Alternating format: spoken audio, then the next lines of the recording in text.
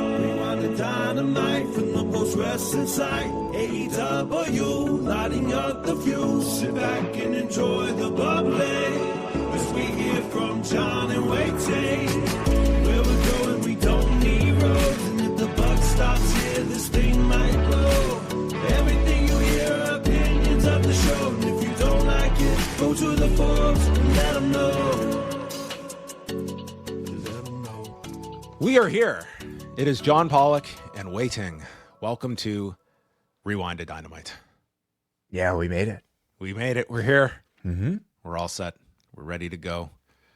3+ hours of AEW tonight, coming off of Double or Nothing, and a wonderful day in the city of Toronto. Beautiful weather. It really has been gorgeous. Yeah. It's been wonderful. I mean, people hear us complain about the weather in the city a lot. Well, it was lovely today. Yeah. I had my son found out today that one of his best friends is moving to a new school next year. Oh, brutal. Man, it broke my heart. It was terrible. Oh, man. He was just like, sucks.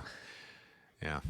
Because, they're forming real bonds at that age. Yeah, he's got like his little crew, and yeah, that's That sucks. yeah. Why do people have to move? Yeah, I was thinking of trying to talk this kid out of like, can you stay for a couple more years, baby? Like, let's ride it out here. You just kind of have to tell your son, hey, like by the time you get to my age, you don't remember any of those people, so don't you worry. Yeah, I mean, I'll basically tell him, listen, if you don't form a 50-50 partnership, you'll have no friends. Okay, that's literally the only way I've maintained any friends. It's just financial incentive. Well, folks, we just went through all of the news. All of you Post Wrestling Cafe members, you can get our whole breakdown of the Bushiroad sale of its shares of New Japan Pro Wrestling to TV-Asahi and CyberAgent. Went through all of the details that we know and many that we don't know of what this will all lead into, but it's Bushiroad's exit from New Japan Pro Wrestling, although still controlling Stardom, so they're not completely divested of professional wrestling. We also had a big discussion on the merger lawsuit because Judge Travis Laster, who might be up for a Best Non-Wrestling Performer this year in 2026, put out a 41-page opinion, and sanctions have been levied against Vince McMahon and Nick Khan in the shareholder lawsuit. This is a very important story. I encourage everyone to read Brandon Thurston's story that is up on the site with this wonderful Langus graphic. And I think Langus has now officially, it's taken off in a big way. I mean, the real ones, they've known Langus for a while, but now I feel it's gone mainstream. Yeah. Would you wear a Langus hat? I would wear a Langus bodysuit. Okay. I would wear, yeah, absolutely. Okay. So, but don't ask Nick Khan. Is this signal spelled backwards? Like, I don't know why I said Langus. Yeah. Don't admit anything. That's the Nick Khan strategy.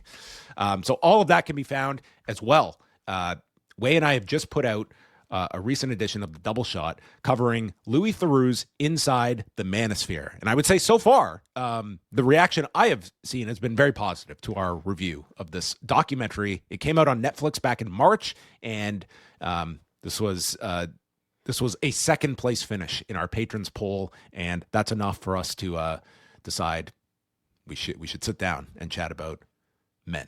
Second place finish, but I have to say, like, judging by like the sort of like messages and like the feedback I've heard, this kind of feels like it was the most anticipated of all the options, honestly.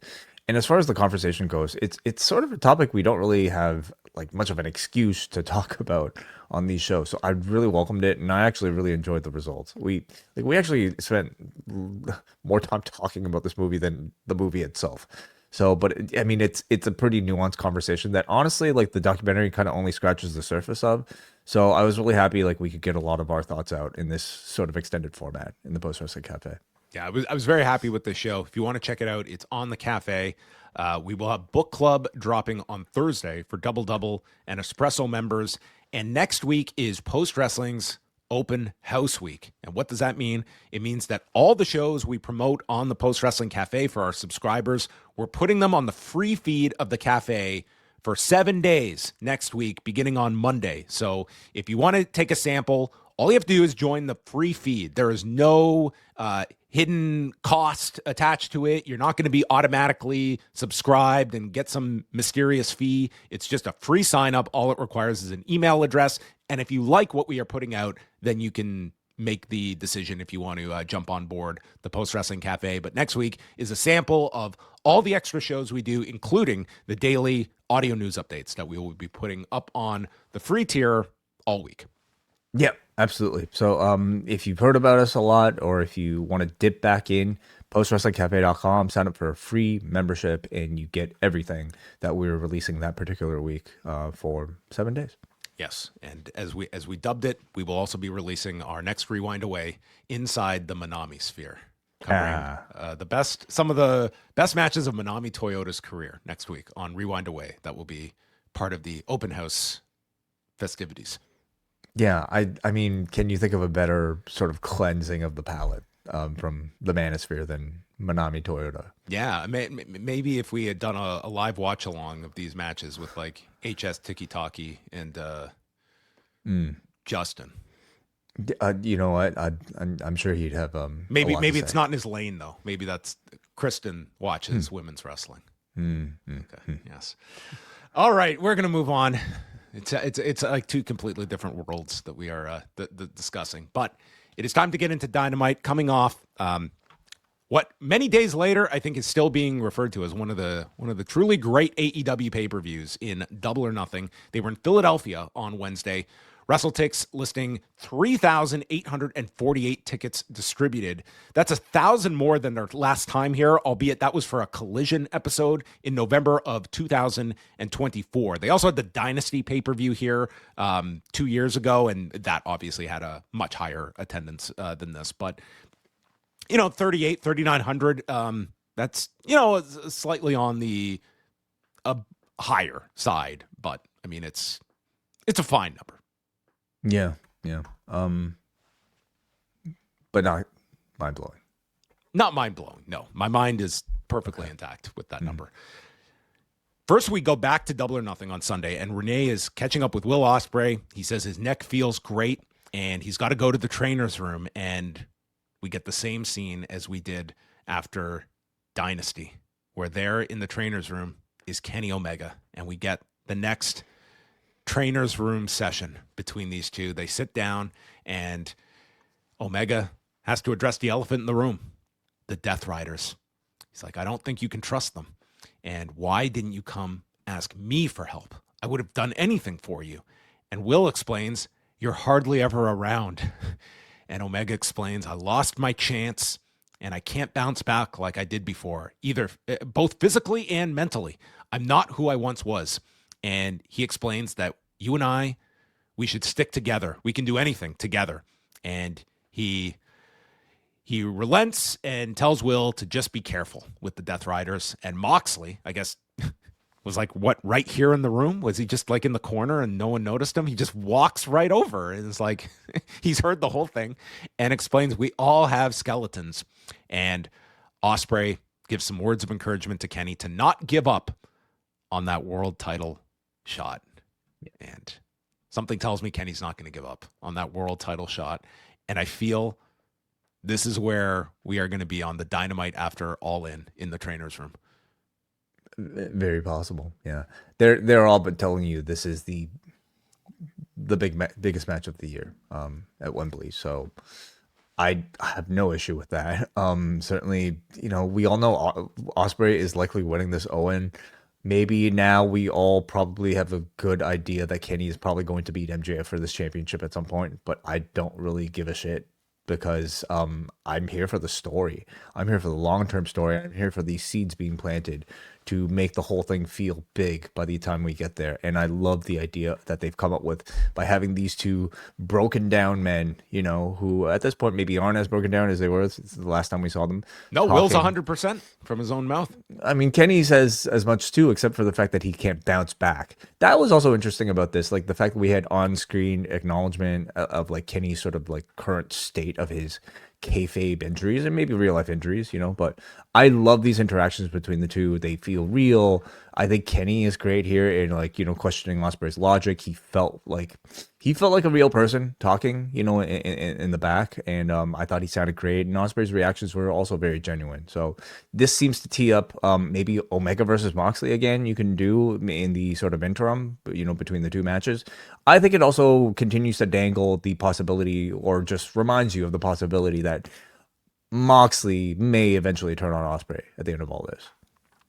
I certainly think that is where that ultimately climaxes with all of this. So a great segment to start things off and giving you this long-term story that they are clearly telling.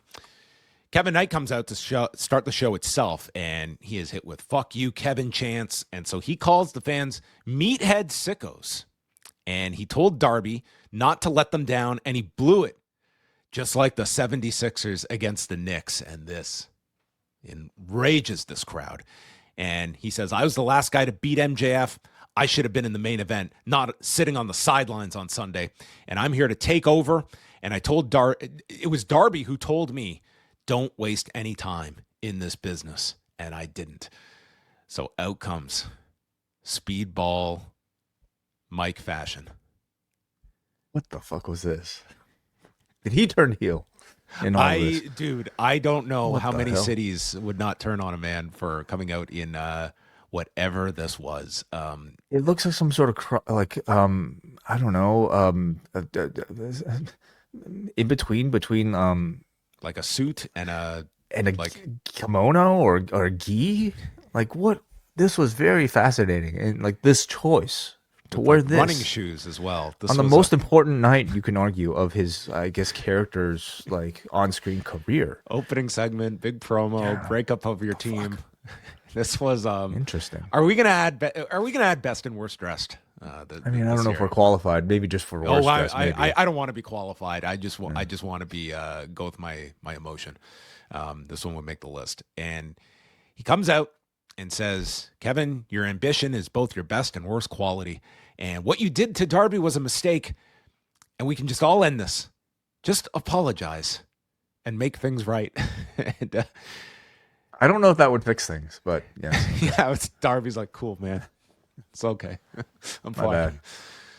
So Knight looks down, and then he just walks through Bailey and then strikes him down, and the whole crowd is like, "Oh no!" And he lifts up Bailey for a Uranagi, lays out Bailey, and Kevin Knight leaves. And folks, we got the breakup, we got the revenge-fueled promo later in the show, and they are doing this match next week.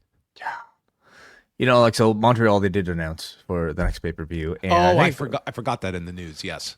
But I think we all assume certainly a big match for Mike Bailey there. And before the turn, this feud might be over by then. Way before the turn, we thought, okay, Knight versus Bailey sounds like a perfect match to make there. I mean, they're doing this now, and of course they could still do it in Montreal. AEW loves to book their either trilogies or whatever. So you could still get there, especially for a stipulation fueled match at the end of it all. But to get to the first match this soon was to do the turn.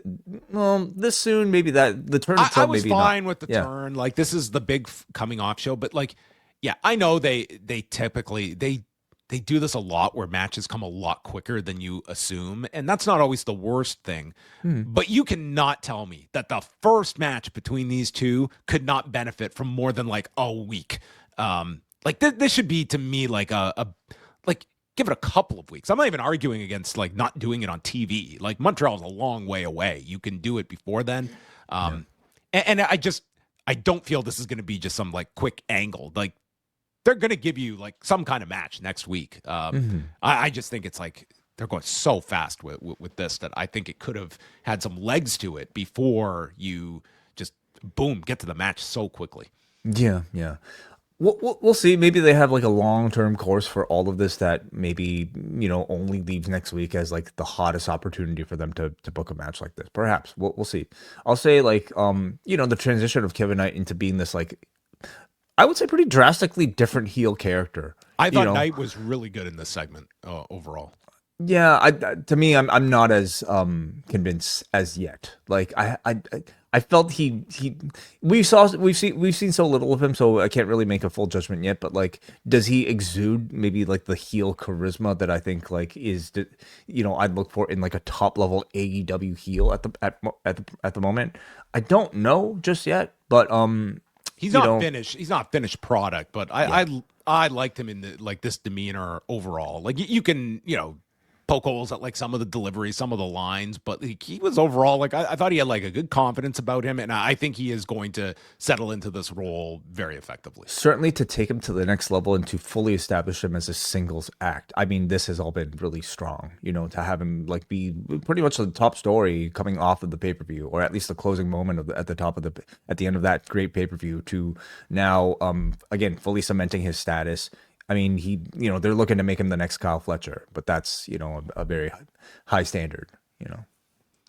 Renee interviews The Demand, and Ricochet is taking on Chris Jericho tonight. He's pinned him twice, and Khan says the only reason Jericho pinned him with the Lion Salt was because Khan was mugged 7-on-1. So tonight Ricochet will be alone because everyone is banned from ringside. So Jericho and Ricochet, big bald chants at the beginning, and Ricochet takes over going after Jericho's knee. This is after they do a Walls of Jericho spot on top of the desk. And Jericho manages a Death Valley driver onto the edge, does the face buster, and he starts to go for the Lion Salt, but Ricochet pulls up behind him, so he gets elbowed. And Ricochet hits a Fosbury flop onto Jericho and suplexes him on the floor. Jericho just gets in at the count of 9, and with his chest down, gets hit with a springboard Phoenix splash by Ricochet for a 2 count. He gets out of the way of the spirit gun, puts the walls back on, but Ricochet goes back to the injured knee, and Jericho nearly runs into referee Aubrey Edwards, allowing Ricochet to hit the low blow and Rico Salt. But Jericho kicks out, and man, did this crowd react to him kicking out. I think they all thought he was getting pinned again here. Ricochet misses the 630. Code breaker is hit. Judas effect. And with Ricochet laying there, he goes for the Lion Salt. Ricochet like shimmies into position for this Lion Salt and takes it in 13 minutes and 57 seconds. So Jericho gets his win with the Lion Salt over Ricochet. And this feud is done because we were quickly on to the next one for Jericho. I thought a good match, to wrap up the feud. I think, I mean, we've been able to say this for weeks, but now at the end of the feud, we can definitely say he's completed a more than successful comeback to AEW as a babyface, no less.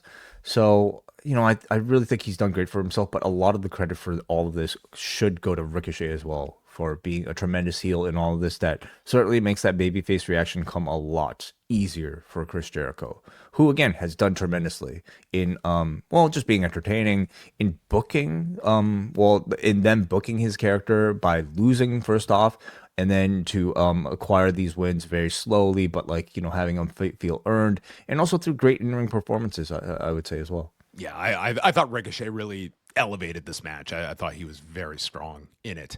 So Ciampa comes in and jumps Jericho, lays him out with the running knee, and then he does Jericho's old pose standing on the chest. And it looks like we're just moving Jericho onto Ciampa, which is like another heel that I don't think Jericho is going to get booed against. So I guess that's where we're moving on. I love it. I love the feud. I love the feud for Ciampa. I love the feud for Jericho. I mean, it's as far as I know, a first time ever interaction between the two. So I'm looking forward, especially to the types of promos we may get from Ciampa. Andrade does a promo. He's now focusing on the World Championship and asking MJF, "Do you think you're better than me? How do you know?" Orange Cassidy comes. I believe it's how you know. Oh, sorry. I'm so sorry. Orange Cassidy comes out. Have you seen this guy's new shirt? I have, yeah. This is like maybe the most clever wrestling shirt I've seen in a long time. His head is sideways, and I saw this where he's just wearing it, and I'm like, okay, it's a sideways head, kind of works for Cassidy. And then when he puts the glasses down, I'm like, oh, now I get it, and that's even better. So a great shirt. This might end up being like the best-selling AEW shirt this year. They put Speedball's leisure suit kimono on up there. That might overtake it, but This is a highly amusing shirt, one that I would love to see people wear outside in the real life, just to kind of see people's reactions. I think Braden's got it already. He must, yes. It's Orange Cassidy, Lio Rush, Roosh, and Brian Cage in the Superstation Showcase. Yes, we got Rush and Roosh in the same match. Yeah. Why are we doing a four-way? Shivani explains, the winner's purses are always big, but it's really big if you win a four-way. Okay. You make more money by winning four ways. Would that make sense? In let's say in MMA, if there were fatal four ways, would you expect to make more money if you won that? It's hard to compare. I guess they're tougher to win. So let's put it this way: like if they are putting up a certain amount for each participant, and you get a percentage of what is put up for each guy, like there's the guarantee, and then there's the win bonus for each one. Maybe more money is allotted to a multi-man match. See, okay. So the clusterfuck, that's what you want to win. I was going to say, what if you win a battle royal? You'd probably be a millionaire. I mean, that's the way to go. That's why you only do a clusterfuck once a year. All that Triller cash coming in. That's it. Lio Rush was so popular here when he does his gallop. Like this place, I love watching this guy. He's so fun to watch. Me too. I would watch this guy. Like if they announced like an animated cartoon with this guy, I wouldn't watch it, but I like the character. That's what I'm trying to say. So Cassidy gets repeatedly. I think they should announce a dating show with this version of Lio Rush, a reality show on E starring this Lio Rush. Okay. Yeah, I thought you were going to come up with like a clever name for it, but no, it's too late for that. So Cassidy gets crotched repeatedly, keeps getting up, keeps getting knocked down, and then Cage catches him, but it's turned into a stun dog, followed by a satellite DDT and diving tornado to the floor. Lance Archer and Rocky Romero appear, and Orange goes for the orange punch to Archer when Jake Doyle returns. Oh, yeah, this happened. Yes, this happened. Jake Doyle is back. So imagine this guy getting back. He's like, Mark, I'm back. Davis is like, we can go over the tag titles again. Dude, like, you just got to take it easy. Let's just, dip our toe back in, do some dark matches. Let's not rush things. Have you talked to Rocky and Lance? I think they might be looking for a trios partner. They put this title on me. I got to do all these singles matches now. I got fucking Will Ospreay next week. I'm sorry, man. I just got this title now. So Doyle is back. He attacks the conglomeration who are out, Roderick and Kyle, and they all head to the backing, and they take Orange away too. So we're left with Lio and Roosh, which was just someone's hilarious joke for the 10 people in the world who have to take notes during a match like this.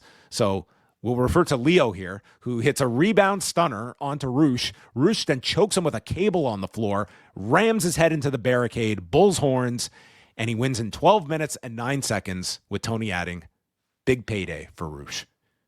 All right. Good to hear that. Man got paid. Yeah. A really entertaining match. I'll say as you would expect from like talent such as these four. I thought though, to me, Cassidy and Lio Rush were to me the show stealers. I continue to think Cassidy is just an incredible performer. I thought like he worked a lot of his humor well here. They did a spot during commercial where he repeatedly got crotched as he was attempting, signaling for a 450, but ultimately because he got crotched like 3 times on the top rope. Ended up doing his sort of signature plop down to the canvas.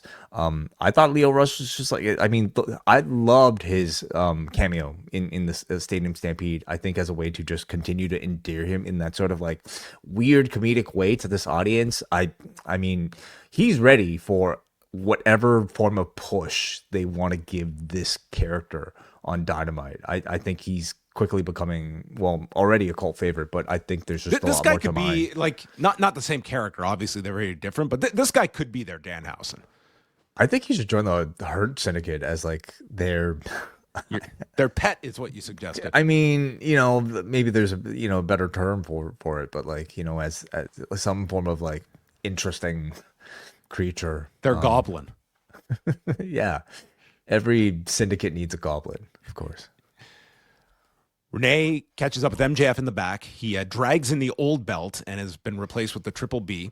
And Kevin Knight walks up, and MJF thanks him for what he did to Darby. It was obviously to show respect to the new champion, but Knight says, I did it because Darby blew it, and he's going to beat MJF for that title. So he is still going after the world championship. And we were kind of back to the same story that we were focused on so much with MJF was all these challengers are lining up. Like we have Kevin Knight, we've got Andrade cut a promo, we had Mark Briscoe, we had Roosh. Like it was just all these guys lining up to go after MJF and the gauntlet forming. That should just be the norm in AEW. Everybody should be gunning after it's a very simple story, and it was that was kind of the basis of a lot of territories. It was everyone, the NWA champion comes to town twice a year, and it's going after the belt. That is the ultimate prize for every pro wrestler, is to win this championship. Because it gives everybody motivation. It gives everybody a story. Even if they fail, they still, have something, right? Kyle Fletcher walks in with Don Callis, and they approach Kevin Knight, and Kyle takes a look at his TNT title, and Callis makes a bit of a pitch to Kevin Knight if he were to join. Would you have Kevin Knight join Don Callis or no? I wouldn't at the moment. I think he should be separate for the time being. Although I guess a spot has opened in the Don Callis family. Not that we. Yeah. Well, Jake Doyle just came. Jake Doyle just came back. That's true. That's true. I don't think Knight needs us at this point. Renee speaks with Hayter and Windsor. Hayter says she's going to win the women's title the next time she faces Tekla. It's okay, we'll hold you to that. Windsor gets the wild card next week on the show, and she noted how her and Ospreay, they're both chasing their Wembley dreams. And that goes through Richmond, Virginia next week. Yeah, the only way to get to Wembley Stadium. Richmond, Virginia. Richmond. It's good to them to give Windsor some form of spotlight. But it does feel like because of the anticipation of this wild card, the odds feel really stacked against her. Alex Windsor. What if she, maybe she's in story, she'd be really worried if it's going to be a Mercedes Moné, but then maybe what Camille walks out. It's okay, I got this. What happened to her, by the way? Showed up and then just disappeared again. Yeah, she's, in and out. Oh, okay. Just remind people and then take off. MJF is carried out on a throne for his championship celebration. It's his third time beating Darby with a headlock takeover, and said that only 8 men have held world titles 3 times before the age of 30. And he qualifies this in major promotions, because I think he was called out before when he listed off names when he was winning his second championship, but whatever major promotions constitutes in his categories. He calls this the greatest era because of him. Mark Briscoe cuts him off and says how MJF doesn't fit here, meaning Philadelphia. You're like a penguin wandering in the desert. And he keeps going on this penguin comparison. There's an ECW chant with which MJF remarks is a dead company. And Briscoe says, MJF, you're not tough. And it wasn't that long ago that I pinned you. And I want a title shot, and tells him to man up. But MJF says no, because this is a business. It was bad enough that an emo freak had a sniff at this title and laughs off the idea of Mark Briscoe as champion. You'd put this company out of business. You're not on my level. So as he's going to leave, Roosh comes out and says how Briscoe is a chicken farmer, but you are a chicken shit. And he wants a title shot too. And MJF says he too can speak multiple languages and refers to him as Senor, and agrees that Roosh deserves a shot and is more marketable than Mark Briscoe. After watching this documentary last night, Way, and then hearing this promo about this MJF character saying, I can speak languages too, I was prepared for something way more offensive here. Oh, even without having seen the Louis Theroux doc, you would have expected more from MJF as well. This was relatively tame. This was he ended up giving him the shot, and he's like, you're more marketable. It's he was actually complimenting the guy. And he says, do you want a shot tonight? And everyone cheers. He says, psych, it'll be next week. And the bull is about to lock horns with the devil. So a good closing line. And so this is it. Roosh had made the challenge to Darby, and instead he's going to get MJF next week. So Roosh TV title challenge. I mean, I feel like Mark Briscoe is likely a TV title challenge as well, right? And then we also have Kevin Knight waiting, and by the end of the show, we kind of have who else? Andrade. Well, Andrade has also kind of stated his case. So those are like 4 upcoming opponents for MJF. Maybe one of those might be Forbidden Door, but I wouldn't also be surprised if like they are all television, even leading to Forbidden Door. Could we see MJF go on a similar, very active run to a Darby Allin? I do see him doing some TV matches for sure. That's what all of those feel like. I guess, yeah. I don't have a clear sense of like what Forbidden Door is. There was obviously no hints at anything Forbidden Door related tonight. No. Jack Perry's on the bus, and he explains how he's 1-1 with Mark Davis, and he's on his world title tour. And they pull over. They're in Philadelphia, of course, and Jack Perry gets out to go do a Rocky parody, running up the steps. He's training. He doesn't want to drink the egg yolks, so Luchasaurus downs them instead. I'm sure this would have been really funny like 50 years ago. Really when did Rocky come out? Was it 50? 70, 75? Wow, 50 years. That's amazing. Wow. You're right. Yeah. How could you resist though if you're in Philly and you're past the steps? I kind of feel like with Jack Perry, it's like, in one sense, like I applaud. I feel like these are probably a lot of his ideas, and he's being active and going out, and it's like guy bought a bus for Christ's sake, and he's just shooting all this stuff and these ideas. I just don't find them all that funny or entertaining, but I appreciate the effort. He's putting a lot of effort into these, but these things don't work for me. This character is really it's just missing something for me. It's not connecting. I don't disagree. I mean, for the amount of I think attention and airtime he gets, I wonder if I thought at Stadium Stampede, I think he did well. Like the bus crash is something that I think we will all remember from that particular match. I think like he's had an added level of regression, but especially when you compare him to the other 4 pillars, or at least 2 of the other 4 pillars, he's a far number 3, right? And what is the thing that, he needs to really kind of take him over the top? Now that he's gone through the heel run, now that he's reestablished at least some version of a babyface, run, he doesn't necessarily feel like he's any closer to reaching the top, or at least the level of a Darby or an MJF. Yeah. I see some of these specific to some of these vignettes they do. In other hands, I could find these being really entertaining and really working for someone, and they're not for me with this character. It just feels like there's a German of an idea here, but maybe I'm being too harsh. Maybe well, he just wanted to make the entrance feel a bit more special than typical, and I suppose that was achieved just by effort. Yeah. Claudio Castagnoli, Brody King in the Owen Cup quarterfinal. They have met in 2 past Continental Classics. They're 1-1, and the winner will face Swerve. And so this match was just beat the hell out of one another. It's just forearm, uppercut, chop. I don't believe there was one wrestling move or hold in the entirety of this thing.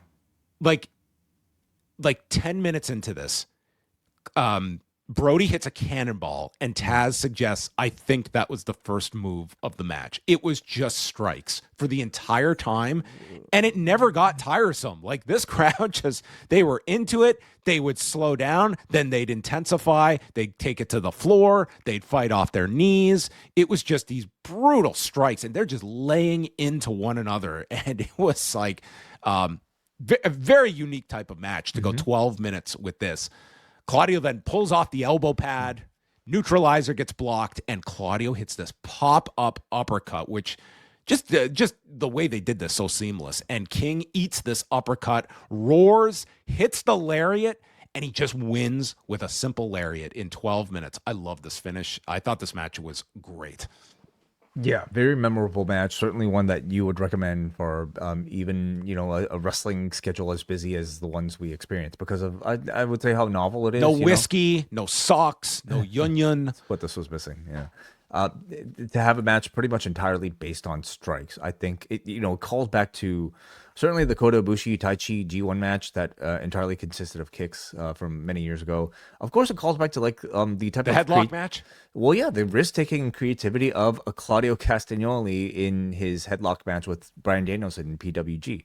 So it's the type of match that I think showcases how great of a professional wrestler both of these men are, outside of just the moves that they are able to do. To have a limited palette of certain moves, but to be able to tell a story through your selling, your pacing, your intensity, that is professional wrestling. I thought it was tremendously displayed here. Outcome: Adam Copeland and Christian Cage. They have promoted this as a 5-second pose, and would be the first time in 25 years they have done a 5-second pose. And which I think is bullshit, because I mean, like the Hall of Fame ceremony and maybe like some other time on like a guest GM role or something, or like a peep show or something. Anyway, you should have been on commentary for this segment. It's okay. Actually, yeah. So first Cage goes, and they did some lame comedy at the beginning here, and then Cage puts over FTR as the best that they've ever faced, and you brought out the best in us. You are top guys. You just aren't the tippy top. And Copeland explains, you chose an I Quit match with two guys who had their careers taken away, and we both got our careers back because we refused to quit. And with that, Copeland calls for the 5-second pose. Christian, living in 2026, refuses. He doesn't want to do this. He says they don't even make flash photography anymore. So Copeland was prepared, and he goes underneath and pulls out a bag of disposable cameras. He's got like 50 of these. They still sell them. Like they do. They do. But yeah. If you told me to just go out to get a disposable camera, I wouldn't know where to go. Well, I haven't really tried. Would they have these at like a Shoppers? I was wondering, yeah. Do they sell them at Shoppers? Like that's probably where I would go. But where would you go to get them developed? Is the bigger question. Oh, that's good. Does Black still exist? I don't know. It's crazy, dude. Like photography is like who'd be working at Black's? Who'd be looking for work? I could use a job. Well, Adam Copeland. Okay. I was trying to set you up for a Malachi. Yeah. Oh, I'm sorry. I'm sorry. I've gotten some negative feedback. Would you like these in extra large print or? No. It's got to be a special time. This was funny. Copeland is handing out all these, and he explains how they work, which was probably legit how some of these people would be asking. I really do wonder. Jack Wannon, who was watching and tweeting this, I don't even know if he would have even seen one of these before in real life. Like, could you imagine the idea of like opening up like your camera and taking a photo on your phone? And you get to see that photo in like 2 to 3 weeks. And you have to go leave your house to go tell someone, I want to see what's on this. And then get it back to me. And then realize, oh, he blinked. I cannot imagine. I can't imagine. It's a very inefficient technology. But I mean, there's an anticipation to it that makes it kind of more valuable. And the way we all take photos now is just like it's completely disposable. You do I'll take like 15 photos at once just to kind of get the right perfect shot, right? That one required you to frame perfectly to make sure you like everything is set up perfectly and you cared about every time you hit the shutter, right? So there's a real charm to it. Anyway. World is what we were saying. So the cameras are handed out, and then they get set for the 5-second pose. They're about to do it, and they get jumped by the dogs. And this attack was great. They take out Copeland with a shillelagh shot, and then they take Cage and his injured arm, ram it into the post. They smash it with the shillelagh, and then they place it underneath the steps as Connors comes off the apron and double stomps the steps. And with the two laid out on the mat, Connors and Finlay pose for the cameraman. I thought this was such a great segment where it was just like, it was meant to be like this goofy nostalgia segment, and you turned it into like this heavy heat segment at the end for a match that I'm like wildly curious to see involving these four. And I thought this was just really great for the dogs here. Agreed. Also, I think it very easily makes you forget about their pretty decisive loss at Stadium Stampede, where like for the better part of like the entire match, like these two were sort of like just getting ragdolled by, you know, the baby faces. But they, you know, the bigger sort of like point about all of this is that I think that these two, the dogs in the dogs in particular, have done tremendously so far in AEW, and this is a big match for them. Of course, I don't expect them to win. Like being the first title defense is never really good, but it's another opportunity for them to get airtime to continue to. It's a chance for these guys to have like a killer match. I would think this is probably saved for a pay-per-view, although I can't predict AEW's match. This could be next week in Richmond. I think it would be, if not next week, then the week after. Like this doesn't feel. You think it's TV? I don't think it feels big enough for Forbidden Door. No, maybe not. Yeah, I will say this would have a totally different feel if like Gabe Kidd was part of this and he's like talking shit to these guys. I mean, that would have just been. We're gonna challenge you next week in butt fuck nowhere. Yeah, he would have no time for this flash photography bullshit. Gabe Kidd. Great segment. I thought this was very good. Swerve reacted to his match with Bandito. Doesn't even know where the guy is. Might be in the hospital. He's going back to Wembley in the main event, and he says how no one would even know Brody King because he helped him break in 2016. Yeah, okay. That was it. Ty Mello and Anna Jay ran through Ava Everett and the returning Alley Catch. Yeah, so she's been on Collision. She's had an ROH appearance, and they're all in these sort of enhancement talent roles. And so, you know, we know she's left. She did a loser leaves match, GCW loser leaves match, right? So, I don't exactly know if it means she's signed to AEW. You would think if she was actually signed, she'd be in like more prominent positions, but I guess she is making frequent appearances in enhancement roles. I have to imagine at this point she's probably in at this point when we've seen her multiple times. But it wasn't much here. It was 1 minute and 11 seconds. Ty J did this finish where it's like it's Anna Jay lifting her up for the gory special, but then dumps her into the, well, kind of a tie KO, but just the knee strike and pins Everett in 1 minute 11. This will set up a 5-minute eliminator with Divine Dominion for Collision on Saturday. Yeah. Mm-hmm. Yeah. I would have liked to have heard them cut a promo or something just to kind of like, you know, make the whole feud feel a bit more full. I mean, they did do an angle afterwards, but I think like, especially for like Ty J, I think like just again getting more personality across is probably more important than the showcase win. Well, you got your promo, but it was from Speedball Mike Bailey. He's angry, very angry, and says, "Fine, we can do it this way. I will issue a challenge to you." This guy needs Gabe Kidd as his mouthpiece too. I am immediately concerned about Speedball, like following the breakup of Jet Speed and not having somebody like Kevin Knight be able to be next to him and do the bulk of the talking in their segments, because I don't know, this was not a good promo at all. Like I don't think he managed to sell the emotion of like getting turned on, like, you know, like getting attacked. I'm sorry, dude. Sorry. Like how do you wear this on national television? Ridiculous. Like this takes out the seriousness. All like this whole angle is like, I just can't get over like this, and it's like, yeah, I don't know. I don't know, man. Like I'm sure he had an idea here. It's like this tonight, like was.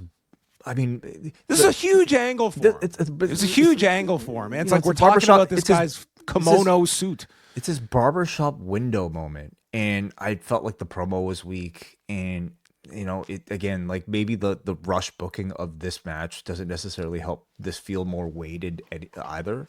But I was somewhat disappointed, at least in the breakup here.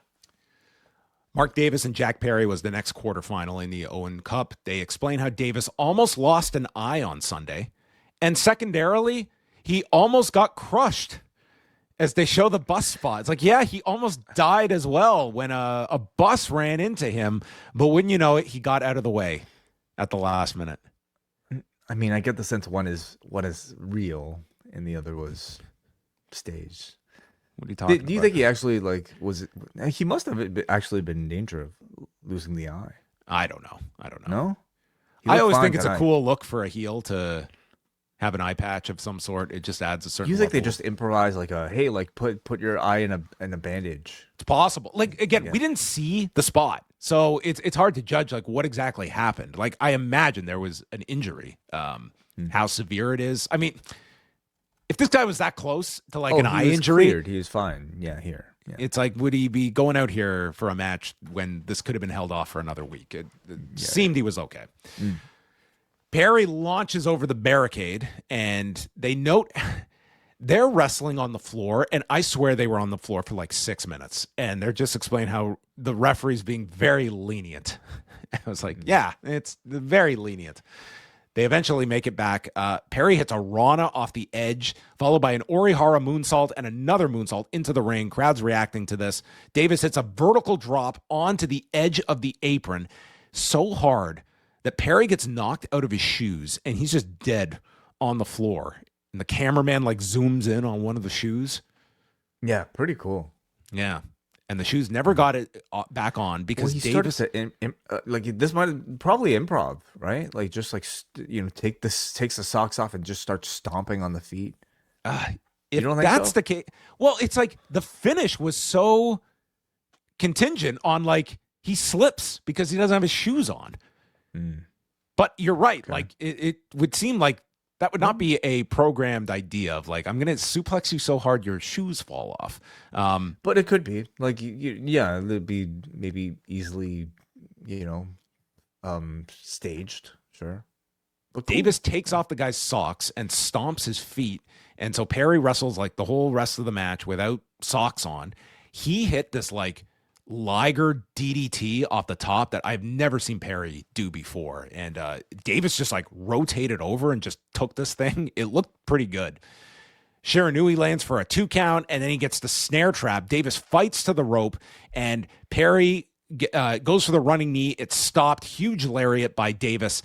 And then Davis gets seated on the top, and Perry goes to climb, and he slips on the rope, allowing Davis to lift him for the pile driver off the turnbuckle to win in 17-13. And Shivani is like, he's like, didn't have the shoes on. He lost his footing. I'm like, man, that was like a great call on. And if like that was the plan, I really like the idea here of this, the whole thought process here. And 17 minutes, 13 seconds. I thought this match was, it won me over. I was kind of feeling like this was dragging at a certain part in the middle, but I would probably be the outlier because it did seem like this crowd was really into this. And the last couple of minutes, I thought it really elevated itself, and it was a very cool finish. Yeah, I enjoyed the two. I think like Mark Davis is like a really perfect type of opponent for Jack Perry to like, he's like be Jungle Boy against. He's a perfect sort of like I guess beast, for an underdog. This guy's a great opponent for a lot of people. Yeah, exactly. Like, but for like your underdog, nimble babyface like a Jack Perry to just like try to survive. I thought that both men were incredibly strong here. Yeah. Renee comes into the ring to interview Davis and Callis, and they announced the semifinal will take place next week with Davis and Ospreay. I think that match is going to be incredible. Oh yeah. Mm-hmm. I'm going out on a limb. Callis explains that Ospreay was never the chosen one when he was in the Don Callis family, and neither was Takeshita. The chosen one was always Kyle Fletcher. And Fletcher comes out. He arrives with Rocky Romero, gives Callis a hug, and he returned in record time after tearing his meniscus and breaking his leg in 2 places. But today, he is cleared, and he wants to cut out the dead weight from the Don Callis family, and that Takeshita, he tried to drive a wedge into this family. He was only concerned about himself. He's a selfish prick. So Takeshita comes out, but he's not alone. He's got the conglomeration backing him up, and they clear out the ring, and Takeshita tells Kyle he wants him and holds up the belt. So a good promo here, I thought, from both Kyle Fletcher and Takeshita for the limited amount here. Like, he's got a great delivery.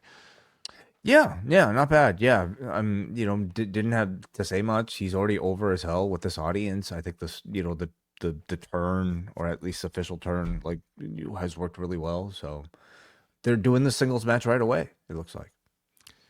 Ospreay reacts. Forbidden Door. Where would you see Takeshita versus Fletcher taking place? TV? Richmond, Virginia. Yeah.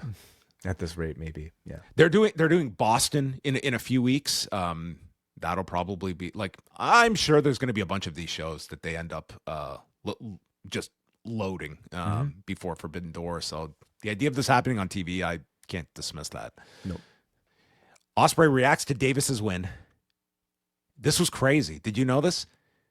You lived in my house for a year and you didn't pay rent. The Ospreay Davis Fletcher conundrum. That damn pandemic when Ospreay opened up his doors. I feel like I have a good idea of every wrestler who's lived in another wrestler's house, because it's great storyline material. Yeah. Open house next week, postwrestling.com. He says that you beat me by doctor stoppage when I was only 50%, but now I'm 100% and nothing is stopping me from going to Wembley. And he's getting ready for his 6-man tag. Fist bumps Moxley, but Pac will not engage in a fist bump. So it's Ospreay, Moxley, and Pac against the Rascals. And at this point, we had 3 matches left, and it was like 10:30. So at this point, I was just resigned to the fact that we probably have close to an hour left of the show, and I was not that far off. Ospreay and Desmond Xavier begin. It was good for like the minute or so that they had. Rascals hit dives to the floor, and then they get the heat on Ospreay. Eventually, he works his way up, hesitates, but then tags Pac, and Pac did this amazing comeback. It was just him 1-on-3 against the Rascals. I would love to watch Pac have just a handicap match with these guys for 10 minutes on Collision.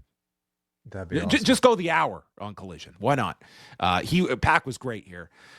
In comes Moxley with the cutter. Ospreay and Pac deliver dives to the floor as Moxley hits Reed with a pile driver, but Reed kicks out. He counters the Death Rider, lands his own cutter, but then Moxley stops him with a lariat. Ospreay comes off the top with a stomp to the arm. It's like, oh, he's going for the arm. Could it be? Could it finally be? La Mystica, and then it's a triple submission spot with Ospreay submitting Myron Reed with the Death Ground. He won a match with the Death Ground, so we have now established Myron Reed. Victim. Well, he just learned the move, John. So it's good enough to beat maybe a white belt, but not a black belt like Samoa Joe. For instance. Yes. Yeah. Good match. I like the bit of animosity shown between Ospreay and Pac at the start, which seemed to resolve itself by the end of the match. I thought they'd be telling a little bit more story of like maybe Pac getting jealous that he's no longer the only Englishman. Yeah, Pac shook his hand after. Yeah, so I thought they would establish that a little bit more and maybe just create a different dynamic within the group between those two, but that seems to have resolved itself by the end. Yeah, fun trios match. We go backstage to the Ops. What a segment this was. So it's the 4 of them, and Joe explains it has not been the best week for us. But then he talks about what everyone's been up to lately. Let's get a status update. Hook just finished a movie. Shibata owns the hottest chain of pachinko parlors across Nara. Yeah. What a sentence. And I rewound this 3 times. So specific that it obviously could have been completely made up, but I also wouldn't be surprised if it had some truth to it. I think this is the king of Nara, okay? He is this has to be true. Mm-hmm. And soon, and then he gets to Anthony Bowens, who has not done a movie. He does not have any pachinko parlors. Anthony, one day you will receive the standing ovation you deserve. Thanks, boss. Cool. So it sounds like joining the Ops gets you everything except credible wrestling victories, right? You could be in movies, you could own pachinko parlors, and really, you're going to lose pretty much every match. Look what Will Ospreay missed out on. Well, wait for this announcement, and that's what's the cherry on top of it all. Joe announces Hollywood is calling, and I have to leave for a few months, and I expect you guys to hold it down. It's like, this dude just came back, and he's gone. Yeah. I feel like the Ops are maybe more wise to rebrand themselves as like a talent agency, rather than like a group of shooters.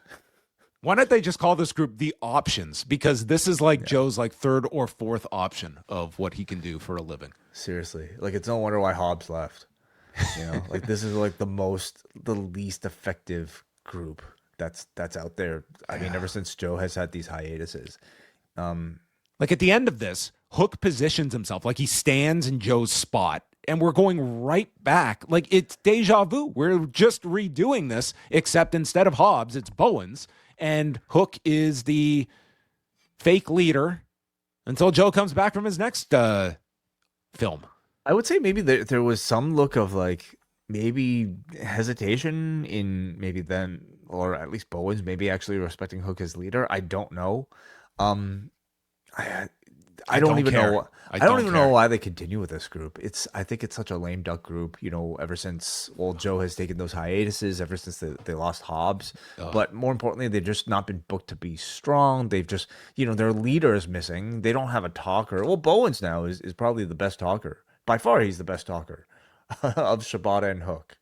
He's the only talker, you could say, of the group, now that it's only Hook and Shibata there. This is the weirdest segment on the show, maybe. It was just, I had so many questions about this. The only like thing I could consider is that maybe it could be a swerve and that Joe is actually not leaving and this is all just a way to set. But they don't really target anybody, right? They have no... Yeah, what's the swerve? Like, what are they? Yeah. I'm not leaving? Yeah, I don't know. Anyway. Makes the group look so lame. So the first match they announced for this show was a couple of days ago that Chris Statlander is facing Hikaru Shida in a lights-out Philly street fight. And it's like, okay, they went in as like reluctant allies into the four-way on Sunday. There was a kendo stick shot. And I feel like I missed like 3 months of feuding. And now we're going to the lights-out blow-off match tonight off this kendo stick shot. So Statlander basically had a promo here to justify this gigantic leap in this program where she says that I knew you were going to hit me with that kendo stick shot. I was waiting for the moment, but it didn't hurt me. I actually liked it. So tonight we will fight to the death. Come a long way since Sunday.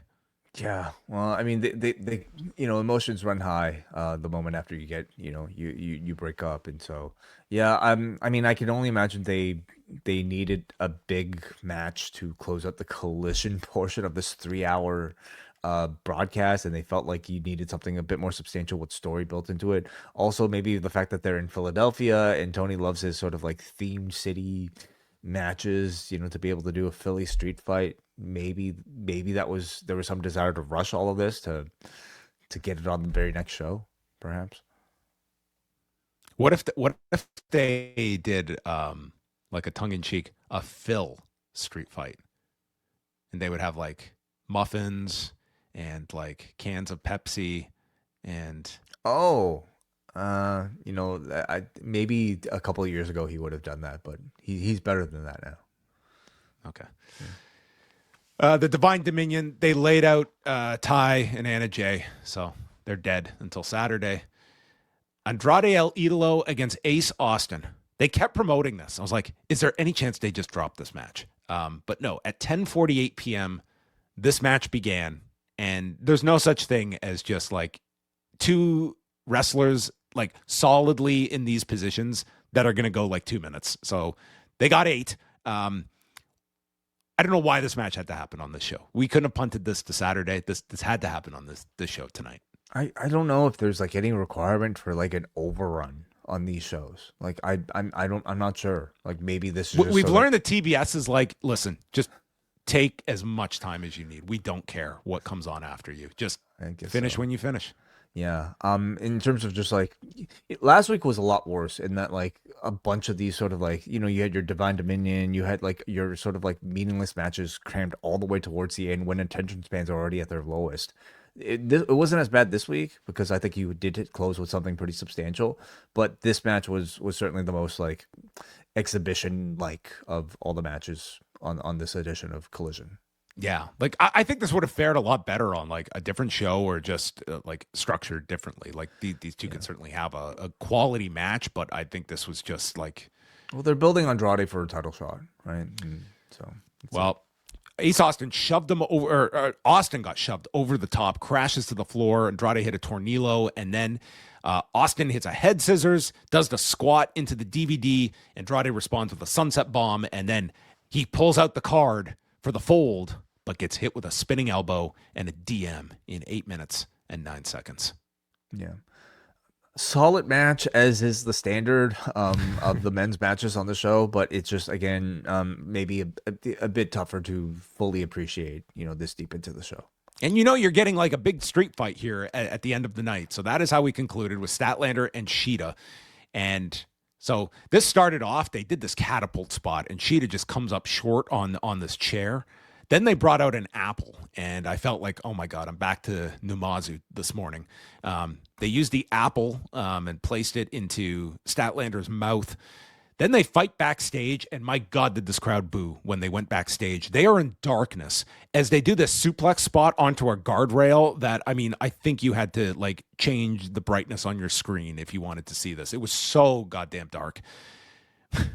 But then this match turned around when Statlander rolls out into the arena. We've got light, and Shida comes out on a bicycle, and she runs over this woman's hand with the bicycle.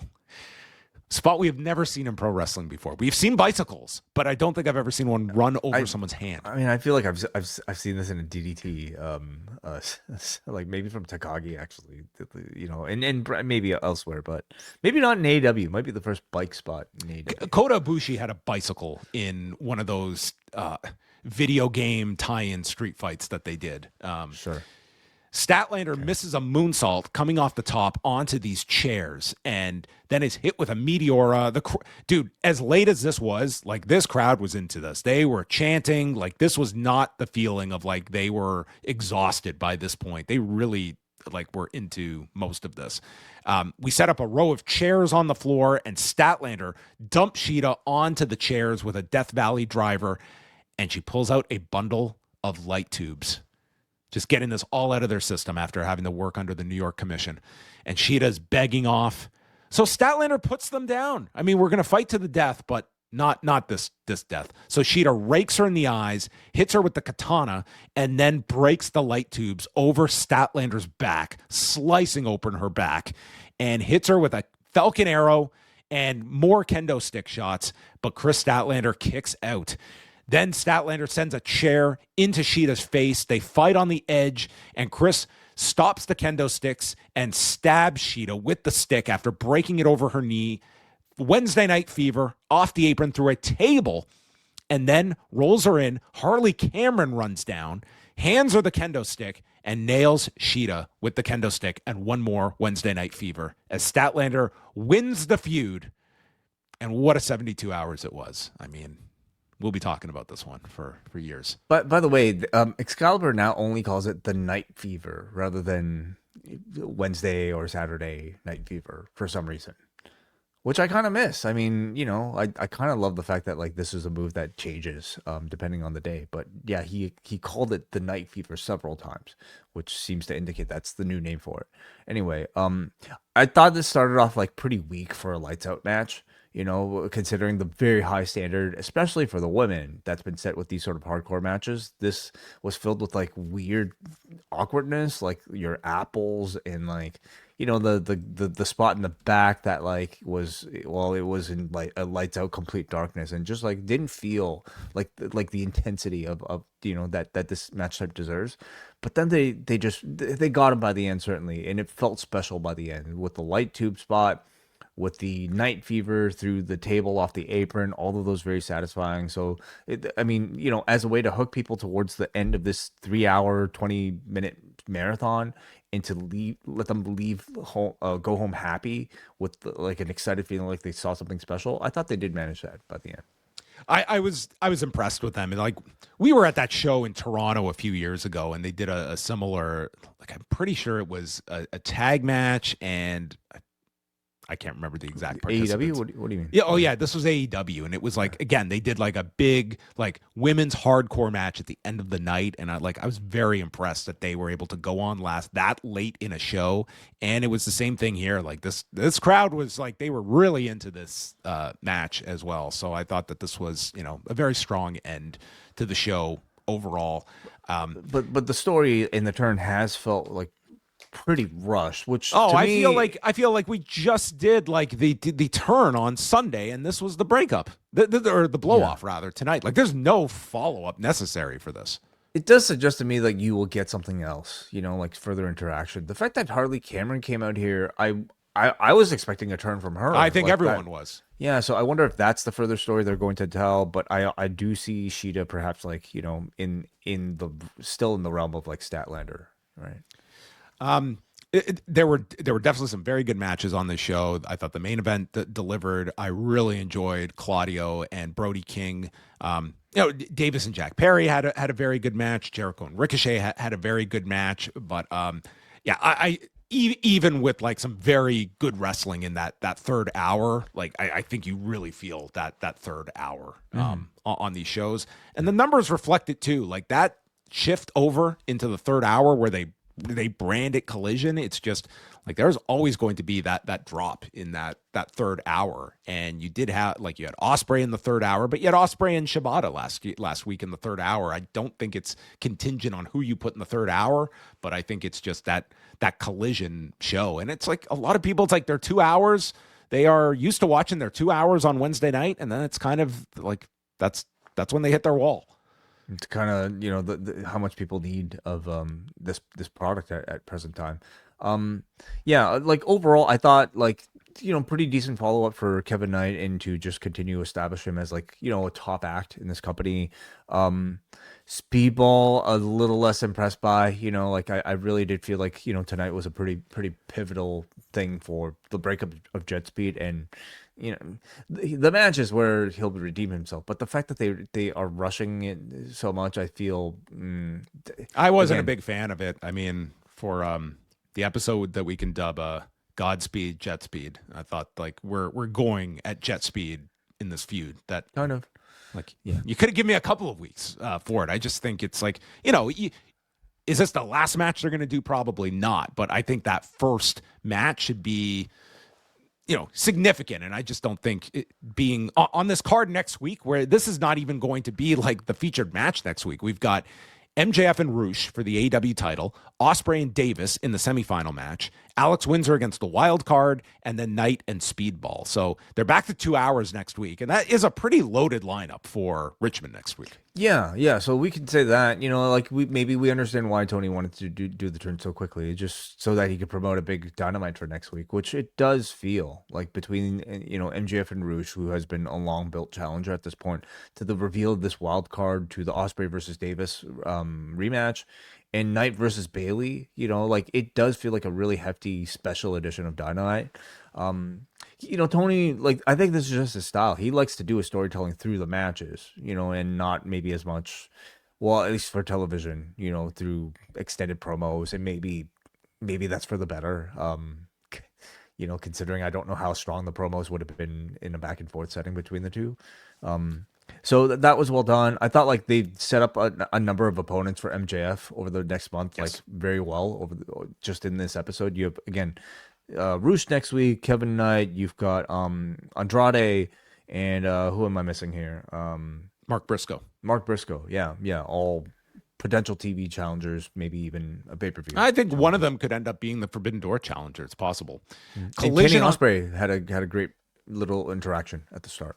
Yes, Kenny and Ospreay. Yeah. Collision on Saturday. It's a live show in Huntsville, Alabama, which I believe they're going to be doing a tribute for Dennis Condrey, whether it's on camera or off. That was the show they were planning to do that tribute for. But Orange Cassidy, Strong, and Kyle will defend the trios belts against Rocky Romero, Lance Archer, and Trent Beretta. The Divine Dominion and Ty Mello and Anna Jay in the 5-minute eliminator. And they will announce the status of the TBS title that was vacated by Willow Nightingale. Yeah.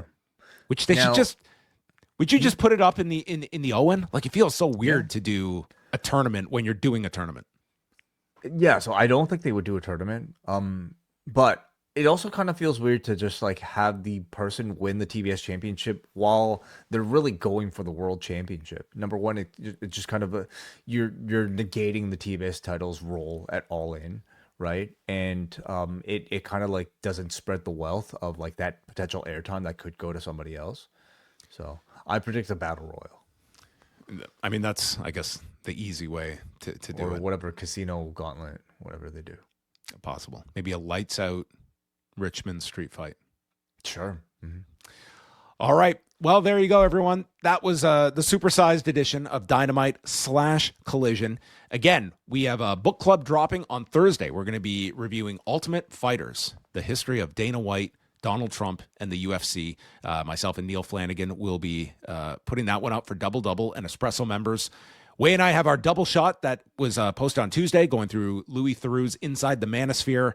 And then Friday, Wai and Neil will have Rewind-A-SmackDown. Are you guys going to be staying to your normal time on Friday? Or? You know what? I have not spoken about that with Neil Flanagan yet.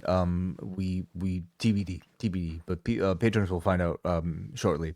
I will also say though, Collision Course this week, talking about what you just talked about, but will be covered on Sunday with Kate from Montreal and John Kleinchester. That'll be available for all Post Wrestling Cafe patrons. On the free feed, John and I will be back for our Clash in Italy review sometime in the evening. Yes, Sunday evening. Look out for that. We'll have a Clash in Italy review. All right, everyone. We're going to say goodbye on the YouTube channel and shift focus to forum.postwrestling.com.